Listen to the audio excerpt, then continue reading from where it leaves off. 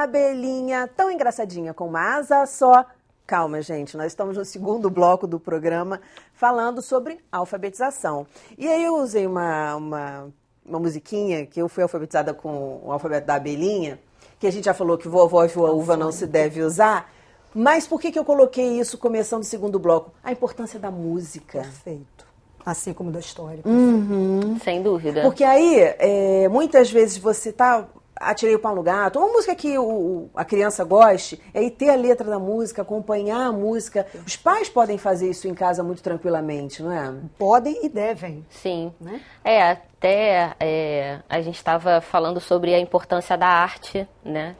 Na alfabetização, Também, no aprendizado como um todo, né? A música é muito importante, né? Pelo que você Mexe com mesmo o nosso falou. afeto, nos afeta, sim. né? E O é uma coisa que emocional. fica no nosso emocional, exatamente. E é muito participativo, né? Porque a música por si só já faz você compartilhar uma atividade que é o cantar junto. Então... E aí, eu mandei você segurar, pedi pra você segurar, Eu segurei. Solta, Juvaneide, agora pode soltar. Então, ao invés de a gente dizer assim, não, meu filho, mas aqui tem um O, aqui tem... O que a gente faz? A gente traz esses nomes desses familiares, a gente pode escrever em tiras de papel e a gente pode dar as letras para as crianças. Então, por exemplo, ela pega as letras da palavra boneca, isso tudo uma brincadeira. Se a mãe e o pai chegarem, agora você tem que fazer, agora é o momento, a criança cria uma resistência. Sim. Mas se for uma coisa de brincadeira, olha, vamos brincar, isso pode ser feito em qualquer lugar, na sala, no quarto, pode ser feito com os irmãos. Ah, vamos brincar com as letras. Então vamos lá, vamos escrever o nome do papai. Aí vamos escrever, ou então boneca, não tem problema. Vamos escrever.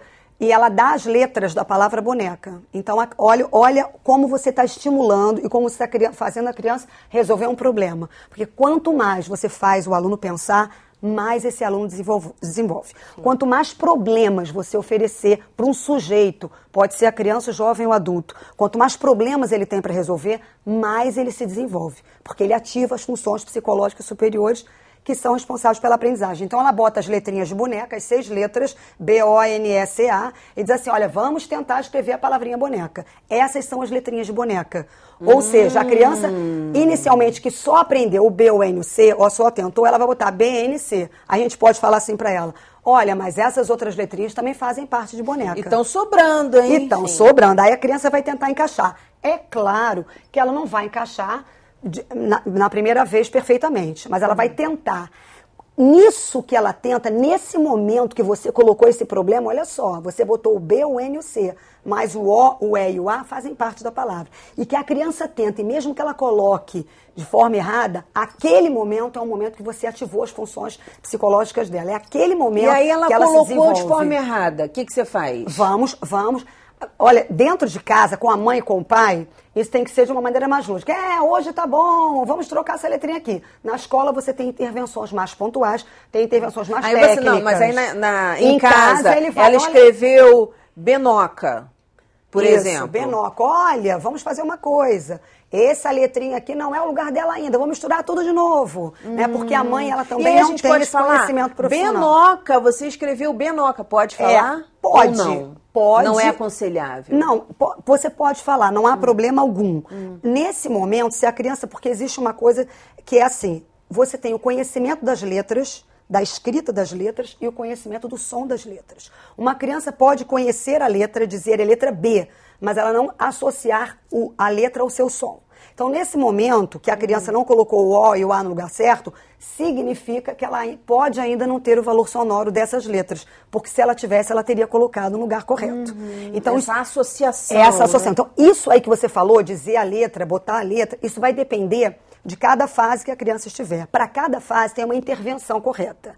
Como os pais são leigos, o que eles brincam com essas letras, eles podem pedir para a criança escrever muito lápis, muito papel, muita canetinha. Olha, vamos escrever agora, em vez de ser com as letras móveis.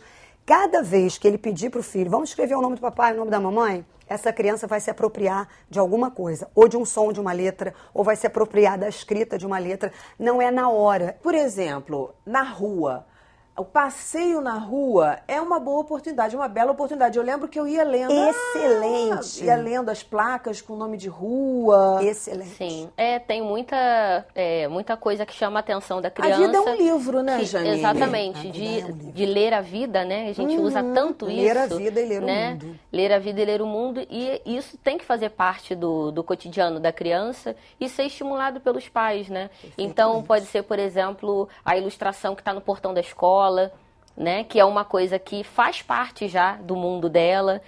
Pode ser o que tem no prédio, na entrada da casa, pode ser os letreiros que tem na rua dela, coisas que chamam a atenção. Viagem de férias, por exemplo, é um ótimo momento de aprendizado, porque você está fora, né, daquele ambiente não é fora, mas você está afastado um pouco daquele ambiente de todo dia para a escola e tal, é uma coisa mais de descontração. Exatamente. E a criança não se sente responsável por dar um retorno ou por aprender da forma que acham que ela tem que aprender. Então ela fica mais tranquila.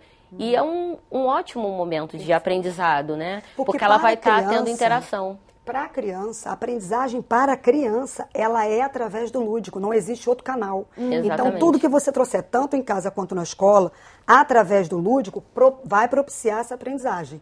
E como ela lembrou, a alfabetização hoje não está ligada só à leitura da palavra, das letras, mas é uma leitura de mundo. Então você não ensina só as letras, você ensina essa leitura do que está implícito numa imagem, num desenho, numa propaganda. Isso também é alfabetização. Tem uma coisa que eu acho muito importante, né, que é a questão de ser entusiasta, né? Perfeito. De entusiasmar a criança. Porque nesse exemplo que a gente estava falando da boneca, por que é tão delicado, a gente tem que ter um cuidado, até quando a gente vai dizer que, olha, tá faltando letra, mesmo que seja de uma forma delicada, porque eu acredito, no primeiro momento, que o mais importante é dizer parabéns, isso aí. Nossa, que linda essa Não importa se tá faltando o ó, não importa. Porque senão a primeira coisa que você aponta é o defeito, é o problema, sim, né? Exatamente. Ótimo. E o que vai ficar para ela é que, assim, se boneca tem tantas letras e ela esqueceu uma ou duas, a maior parte ela fez, sabe? Então, aquilo ali, e é tão bom quando a gente, né, se sente motivado, quando a gente, ainda mais nessa fase, né, que você vai pra escola, você fica longe dos seus pais, você fica longe das pessoas. Uma insegurança já natural. Exatamente. Da criança. Então, assim, seja entusiasta do seu filho, seja entusiasta da criança, fale, parabenize a criança, né? Outra coisa que é bacana, que agora me deu um estalo, porque eu já gravei um programa há um tempo sobre comer bem, né? Tem muita criança que não come bem. Perfeitamente. E uma coisa que eu aprendi nesse programa é que levar as crianças para a cozinha é muito legal. Isso. E deixá-las fazer alguma coisa na cozinha também é muito legal. Perfeito. Claro, não perto do fogo, nada disso. E a gente sabe que a importância dos rótulos, né? Isso. Os rótulos são muito importantes, porque eles vêm com contexto, porque eles são identificados, né, rapidamente. Porque a criança lida com eles, né, tem acesso a eles, né, então, quer dizer, na produção daquela comida ali na cozinha, também pode ser uma boa maneira, né, um bom momento, uma ótima oportunidade para ajudar seu filho na alfabetização. Com certeza. Sem dúvida. Eu fiz uma oficina que era reconhecimento dos alimentos, né, porque principalmente em grandes cidades, as crianças geralmente, legume para elas é batata e cenoura. Né, para a grande maioria delas, né? Batata e cenoura. São abolidos do dia. Salada é alface e tomate. É isso mesmo. E a gente estava falando, a oficina, né, que foi com a participação de vários profissionais, e a oficina era justamente para a gente falar da importância da alimentação, e os pais participaram. E aí a gente fez a oficina junto com os pais, e nem os pais sabiam direito a diferença da chicória para o espinafre. Com certeza. E aí, como você vai dizer para o seu filho que é importante comer isso ou comer aquilo, se você não tem a menor intimidade com esses alimentos que você acha importante, né? E aí foi bacana porque surgiram várias palavras novas. É claro que, assim, tem um monte de folha que eu também não conheço. Eu adoro folha, mas quando eu chego no mercado hortifruti que eu vou, né, pegar e tal, gera uma dúvida. Tem um monte de coisa que eu não conheço, mas tem um monte de coisa que eu conheço. E o bacana foi essa coisa das palavras novas, né? Rabanete, eu lembro de uma menininha que ficava toda hora, eu quero rabanete, ela nem sabia o que era rabanete, mas ela amou essa palavra. Ela amou, sabe? E ela ficava, rabanete tem A. Ou seja, ela aprendeu a letra A E ela sabia que no rabanete tinha A, sabe? E como é que você está falando aí das suas oficinas, como é que você se inspira para suas histórias? Eu quero que você fale rapidamente, você trouxe os livros para mostrar para gente, porque também é importante escolher boas histórias para as crianças. E aí, como é que você se inspira para levar isso aí e para o teu mundo da fantasia e trazer eles com você?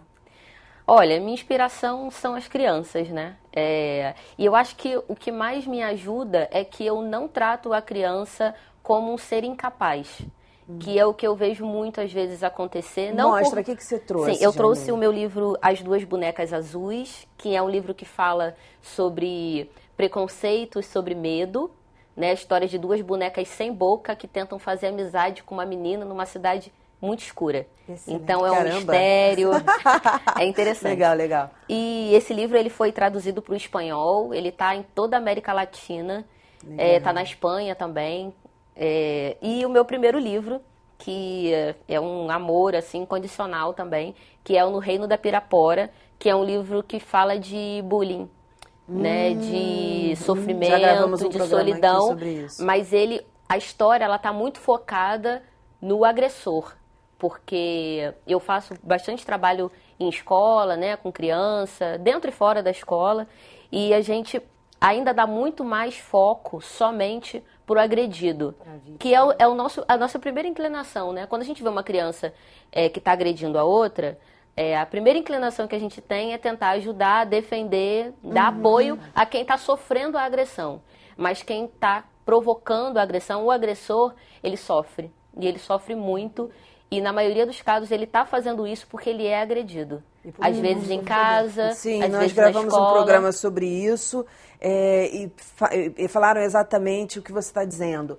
E mais, geralmente quem sofre o bullying também tem uma tendência a praticá-lo. Algo que eu fiquei também bastante surpresa. Sim. Dica, a gente está no finalzinho do programa, vocês já falaram disso, mas só para reforçar, o pai que não é alfabetizado, ou que diz assim, caramba, eu cometo um monte de erro de português, como é que eu vou ajudar meu filho na alfabetização? No finalzinho agora, dica, professora Giovaneide. Mesma coisa, vamos oferecer os mesmos materiais, muitas letras, muitos livros de história, o pai contar muito, pedir para que a criança conte, tudo nesse ambiente prazeroso de interação, sem ele se achar na obrigação de ensinar sistematicamente a criança. Mas se ele oferecer esse ambiente, um ambiente letrado, ele não sabe ler e escrever, mas se ele trouxer livros para dentro de casa, jornais, revistas, portadores textuais e deixar o filho manusear e interagir com esses materiais, já é um excelente caminho. E também se ele lê alguma coisa, claro. Né? Eu não gosto muito de ler, sei lá, lê gibi, lê alguma coisa. A leitura por prazer é a leitura que parte do interesse. Aí começa certeza. Aquele modelo, de cada né? um. Exatamente. Sem dúvida. Bem, como dica, além disso que a professora falou, que é muito importante, é interesse mesmo, né? Você falou que às vezes o pai pode não ser alfabetizado, né? Quantas famílias aí a gente tem que tem pai, mãe mesmo que não é alfabetizado. Mas o fato dele não ser alfabetizado não significa que ele não sabe nada. A gente tem que lembrar, né, que todo mundo tem conhecimento sim e que todo mundo pode sim passar conhecimento. Então, se ler é importante, de repente o seu filho ele é um incentivo para você começar a ler, para você aprender a ler. Também, né? olha, Ele é a sua ele não precisa motivação. ler Exatamente. a palavra. Ele pode pegar um livro de histórias e ele contar espontaneamente sem ter necessariamente que ler a palavra. Ler. Então, você pode participar dessa forma, né? Eu sempre acho muito bacana a gente se apegar aos assuntos que já são de nosso interesse, para a gente ficar mais motivado, né? Então, Janine, professora Giovaneide, muitíssimo obrigada. Obrigada. Parabéns, obrigada pelas dicas e muito sucesso sempre. Muito obrigada. O nosso programa fica por aqui. Se você quiser ver novamente, basta acessar o site www.tvalerj.tv. Olha, e aí vem o recadinho dele juntinho com os créditos. Educação, se você não se envolver, não rola. Até a próxima. TV Alerj, o canal do povo fluminense.